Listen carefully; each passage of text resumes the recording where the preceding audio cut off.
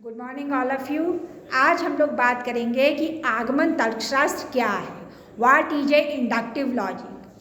तो जब हम लोग आगमन तर्कशास्त्र की बात करते हैं तो उससे हमारा तात्पर्य होता है कि जब हम लोग विशेष विशेष उदाहरणों के आधार पर सामान्य की बात करते हैं, सामान्यीकरण करते हैं, तो उसे हम लोग आगमन तर्कशास्त्र कहते हैं।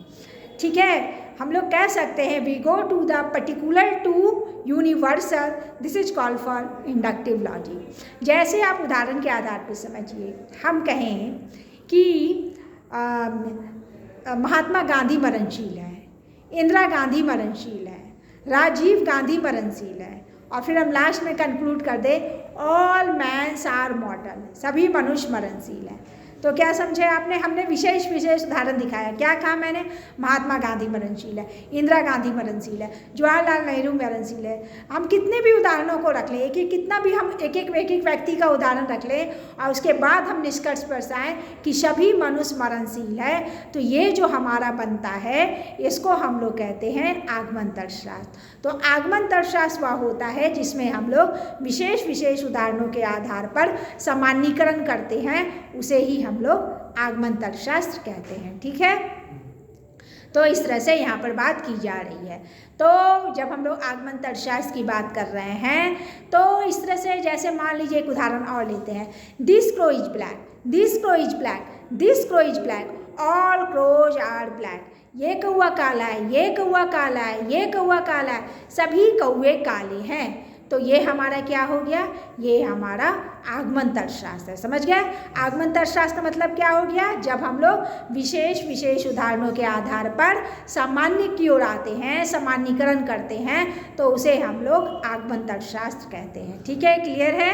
ये आप कोई भी कॉम्पिटेटिव एग्जाम में जाइए, ठीक है, ये कॉम्पिटेटिव एग्जाम का मेन पॉइंट आजकल लॉजिक चलता है, थोड़ा सा लॉजिक रहता ही है हर कॉम्पिटेटिव एग्जाम में। तो वहाँ पूछता है आगमन से क्या, आगमन तर्कशास्त्र से क्या समझते हैं? सामान्य से विशेष की ओर, विशेष से समान की ओर, सामान्य से समान की ओर, विशेष से विशेष की ओर। तो आपको लिखना है विशेष से सामान्य की ओर। तो विशेष क्या हो गया? पर्टिकुलर क्या हो गया? जब हम एक एक किसी की बात कर रहे हैं, सिंगल की बात करें तो वो हमारा विशेष है, लेकिन जब हम सबके बारे में बात करें तो वो मेरा यूनिवर्सल है, सामान्य है। ठीक है, तो एकदम क्लियर है। आगमन तर्कशास्त्र क्या है? तो आगमन तर्कशास्त्र वह तर्कशास्त्र होता है जिसमें हम लोग विशेष विशेष उदाहरणों के आधार पर सामान्यीकरण करते हैं, उसे ही हम लोग आगमन तर्कशास्त्र कहते हैं। ठीक है, सिंपल सा उदाहरण दे दीजिए, महात्मा गांधी मरणशील है, जवाहरलाल नेहरू मरणशील है, इंदिरा गांधी मरणशील है, राजीव गांधी मरणशील है। इस तरह से कह सकते हैं कंक्लूजन में सभी मनुष्य मरणशील है। तो ये हमारा आगमन तर्कशास्त्र हुआ।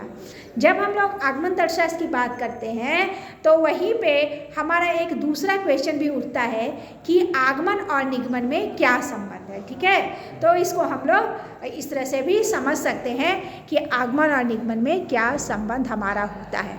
देखिए, जब हम आगमन तर्कशास्त्र की बात करते हैं तो आगमन तर्कशास्त्र वह हो गया जब हम लोग विशेष से सामान्य की ओर आते हैं, लेकिन जब हम बात डिडक्टिव लॉजिक की करते हैं, निगमन तर्कशास्त्र की करते हैं, तो निगमन तर्कशास्त्र वह तर्कशास्त्र होता है जिसमें हम लोग सामान्य से विशेष की ओर आते हैं।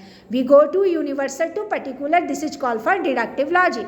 ठीक है, कहने का मतलब ये होता है कि जैसे हम कह दें यहाँ पर सभी मनुष्य मरणशील है, all mans are mortal, Ram is a man so Ram is mortal. अब आप यहाँ देखिए, जैसे हम लोग वहाँ पे शुरू किया था एक एक उदाहरणों के आधार पर, और फिर हमने सबके बारे में बात किया था। महात्मा गांधी मरणशील है, जवाहरलाल नेहरू मरणशील है, इंदिरा गांधी मरणशील है, राजीव गांधी मरणशील है। इस तरह से हमने कहा कि सभी मनुष्य मरणशील है। तो ये मेरा आगमन तर्कशास्त्र का उदाहरण है। लेकिन जब हम निगमन की बात करते हैं तो निगमन में जस्ट अपोजिट हो जाता है, सभी मनुष्य मरणशील है, पहला बात। दूसरा, राम एक मनुष्य है, इसलिए तीसरा, इसलिए राम मरणशील है। तो हमने क्या देखा? हमने सभी मनुष्य से शुरू किया, ऑल से शुरू किया, ऑल मैन्स आर मॉर्टल। फिर हमने दूसरे वाक्य में कहा राम इज ए मैन, तीसरे वाक्य में कह रहे हैं राम इज मॉर्टल, राम मरणशील है। तो हमने सबसे शुरू करके एक पे आ गए, ये मेरा निगमन तर्कशास्त्र है। लेकिन जब हम एक एक उदाहरण के आधार पर सबकी बात करेंगे, ऑल की बात करेंगे, तो वो मेरा आगमन तर्कशास्त्र है। ठीक है, तो इस तरह से हम लोग आगमन और निगमन के बारे में समझते हैं। जब हम आगमन और निगमन के बारे में बात करते हैं तो निगमन तर्कशास्त्र में सत्य, निष्कर्ष के सत्य होने की संभावना अधिक रहती है और आगमन तर्कशास्त्र में निष्कर्ष के सत्य होने की संभावना वो हो भी सकता है और वो नहीं भी हो सकता है। तो इस तरह से आपको आगमन और निगमन को उदाहरण को दे करके एग्जाम में संबंध पूछेगा तो आपको पहले आगमन क्या है उसका उदाहरण रखना है, फिर निगमन क्या है उसका उदाहरण रखना है। दोनों को रखते हुए आगमन और निगमन के अंतर को स्पष्ट करना है और बताना है कि जहाँ निगमन तर्कशास्त्र में निष्कर्ष के सत्य होने की संभावना अधिक रहती है, वहीं आगमन तर्कशास्त्र में निष्कर्ष के संबंध में सत्य होने की संभावना हो भी सकता है और वो नहीं भी हो सकता। तो इस तरह से आपको आगमन